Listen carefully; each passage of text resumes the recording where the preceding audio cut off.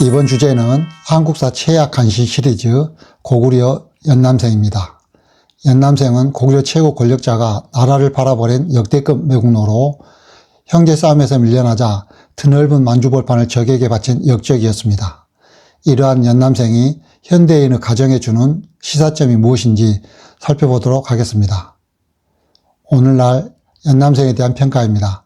첫째, 국가의 최고 권력자가 되어 고구려를 적에게 넘긴 매국노. 둘째, 개인 생존과 기득권 유지를 위해 국가를 버린 역적. 셋째, 고대 한국사 최악의 역적이자 매국노. 넷째, 최전선 방어 시스템, 천리장성과 북방 방어 체계를 적에게 넘긴 민족의 반역자. 다섯째, 형제 갈등을 회피한 채 국가를 붕괴시킨 무능한 후계자 등으로 부정적 이미지로 평가되고 있습니다. 이러한 연남생이 누구인지 나이별 주요 사건을 중심으로 살펴보겠습니다. 9살에 관직에 오르며 정치 무대에 등장하고 젊은 시절부터 행정, 군사, 외교 등 여러 분야에서 엘리트 교육을 받았으며 23살에 중리상무로 임명되어 권력 핵심으로 진입하게 됩니다. 27살에는 당나라 방어전선의 핵심 지휘관으로 활약하며 유능한 장수로 인정받았습니다. 32살에 부친 영계성문 사망 후 최고 권력자인 대망리지를 승계하였고 지방을 순시하던 중 동생들의 반란으로 국내성으로 피신하다가 형제 간 갈등을 수습하지 않은 채 당나라에 투항하였습니다. 34살에는 고구려 침략의 길잡이가 되어 당나라 군대의 선봉장으로 평양성을 함락시킨 데 앞장서며 고구려를 멸망시켰습니다. 이에 대한 공으로 당나라에서 안동 도호부 고위직인 우이위 대장군 및 평양군공에 임명되었습니다. 45살에 안동 도호부 관사에서 병사하여 당나라 낙양에 묻혔습니다. 그의 묘지명에는 당나라로 투항한 연남생의 파란만장한 삶이 생생하게 기록되어 있습니다. 연남생은 영계소문의 아들로 태어나 최고 권력자가 되었으며 당나라에 투항한 뒤 고구려 침공에 선봉해서는 등 반역자로 평가받았고 이후 당나라에서 고위 관직을 지내며 패자의 삶을 이어갔습니다.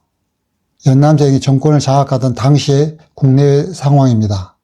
고구려 상황은 첫째, 왕권이 사실상 마비되고 대망리라는 최고 권력자 중심의 군사 독재 체제가 형성되어 있었으며 둘째, 동생 남건 남산 형제의 쿠데타와 내전으로 국론이 크게 붕괴되었고 셋째, 지방 성주들 역시 어느 세력에 가담할지 갈라지며 국가가 심각하게 분열된 상태였습니다.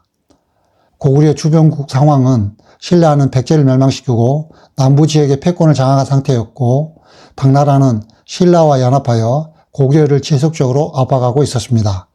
북방의 돌궐은 전통적으로 고구려의 우군이었으나 당나라에 의해 와해되어 그 지배를 받고 있었으며 토번 티베트 제국은 당나라 서쪽에서 급성장하며 당에 대한 강력한 이협 세력으로 부상하고 있었습니다. 참고로 고구려 멸망 2년 후인 670년에 당나라군 10만 명이 대비전 전투에서 토본군에게 전멸당했습니다. 종합해보면 내부적으로는 형제의 쿠데타와 내전, 외부적으로는 신라 당 연합의 압박으로 인해 고구려는 사실상 껍데기 제국으로 전락한 상태였습니다. 그렇다면 연남생은 무엇을 위해 당나라에 투항했을까요? 이유를 살펴보면 첫째, 자신의 목숨과 연시 일가의 생존이 목적이었습니다. 연남생은 동생들이 보낸 자객과 군대에 쫓겨 생명이 위협받는 상황에서 국가보다 자신의 생존을 우선시하여 당에 투항했습니다. 둘째, 연시 가문의 기득권을 유지하기 위해서였습니다. 연남생은 고구려 북방의 핵심 방어기지들을 당나라에 넘겨주면서 외세인 당의 힘을 빌려 권력을 회복하고 그에 상응한 대우를 보장받고자 애쓸 것입니다. 셋째, 고구려 안위보다 동생들에 대한 복수심이 앞섰기 때문입니다. 이를 위해 수십 년 숙적이던 당나라 고종에게 무릎을 꿇고 고구려를 멸망시킨 데 앞장서는 역할까지 자처했던 것입니다. 연남생의 투항은 개인의 안위가 국가의 운명보다 앞선 비극적 사례로 그는 자신과 가문의 안전 영달을 위해 당나라에 투항했던 것입니다.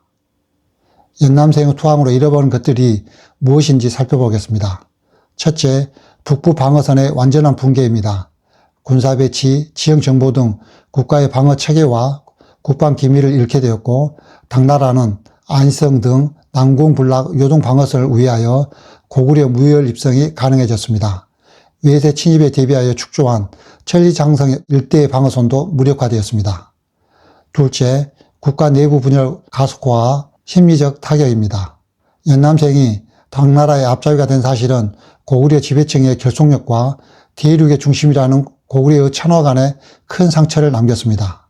셋째, 만주 벌판을 영원히 잃었고 고구려 국가는 역사에서 사라졌습니다. 여의도 면적의 12만 배나 되는 광활한 만주 벌판과 석유, 희토류, 석탄, 쌀, 옥수수 등 풍부한 천연자원도 잃게 되었습니다. 넷째, 연남생은 막대한 백성과 군사를 이끌고 통째로 투항함으로써 고구려 국력에 치명적인 타격을 주었습니다. 백성은 약 10만호, 즉 50여만 명으로 고구려 전체 인구의 약 15%에 달했으며 국내성, 환도성, 목조성, 남소성 등 국외성을 당나라에 넘겨주었습니다.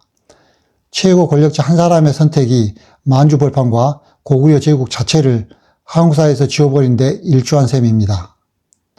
연남생의 사례가 현대인의 가정에 어떤 시사점을 주는지 살펴보겠습니다. 첫째 시사점은 부모의 솔선수범 없는 가정에서 자녀는 기댈 곳이 없다는 것입니다. 연개소문은 권력 장악 과정에서 반대파 고위 관료 100여 명을 학살하였고 당시 영유왕을 살해한 뒤 꼭두각시 보정왕을 옹립하였습니다. 이후 대망리지에 취임한 그는 절대 독재자로 군림하였습니다. 부모인 연개소문은 타협이나 의사소통보다 상대편을 제거하는 방식을 선택했습니다. 부모는 서로를 헐뜯고 비난하면서 정작 자녀에게는 양보하고 사랑하라고 요구하고 있지는 않은지 돌이켜봐야겠습니다. 둘째 시사점은 가정은 자녀와의 꾸준한 의사소통을 통해 신뢰와 화목을 쌓는 것이 무엇보다 중요합니다. 자녀는 부모의 거울이다. 부모의 언행이 최고의 스승이다 라는 의미를 되새겨야겠습니다. 부모는 자녀와 소통하며 자녀가 주변과 함께 성장하는 내면 세계를 형성하도록 해야겠습니다. 가정에서의 역할, 책임은 무조건 회피할 것이 아니라 투명하게 조율되어 상호 납득이 되어야 합니다. 셋째 시사점은 평상시 가족, 이웃, 국가를 배려, 격려하는 생활 습관이 중요합니다. 올바른 가치관 형성 없이 권력, 성공 집착은 위험한 결과를 초래할 수 있으며 연시 형제는 서로 협력자가 아니라 경쟁자가 되었고 결국 역사에서 죄인이자 패자로 기록되었습니다. 올바른 생활 습관은 위기 상황에서도 흔들리지 않고 올바른 선택을 가능하게 합니다. 형제 간의 시기심과 소통 부재는 결국 가문을 파멸시키고 국가를 멸망에 이르게 했으며 평소 가정에서부터 가치와 공동체를 지키려는 노력이 필요합니다. 손자병법 관점에서 연남생에게 묻겠습니다. 첫째, 당나라에 투항한 뒤 13년간 살다가 죽었는데 그 짧은 생명을 보존하기 위해 고구려와 가문을 벌인 건가요? 둘째, 차라리 형제들에게 투항하여 고구려를 지켜냈더라면 만주벌판의 고구려 제국을 후대에게 선물할 수 있지 않았을까요? 셋째, 연남생, 당신은 가정과 국가의 가치를 무엇이라 생각하나요? 손자병법에서 부전이 구린지병, 선지선자야, 싸우지 않고 적군을 굴복시키는 것이 최선의 방법이다 라는 의미입니다. 당나라는 연남생을 이용해 피 한 방울 안 묻히고 고구려의 천홍성을 열어 최고의 승리를 하였지만 고구려는 최악의 패배를 하였습니다. 즉 내부의 분열이 백만 대군보다 무섭다는 의미입니다. 강한 군대를 가졌어도 내부 결속이 무너지면 승리할 수 없음을 고구려 연남생 사례를 통해 반면교사로 삼아야겠습니다. 감사합니다.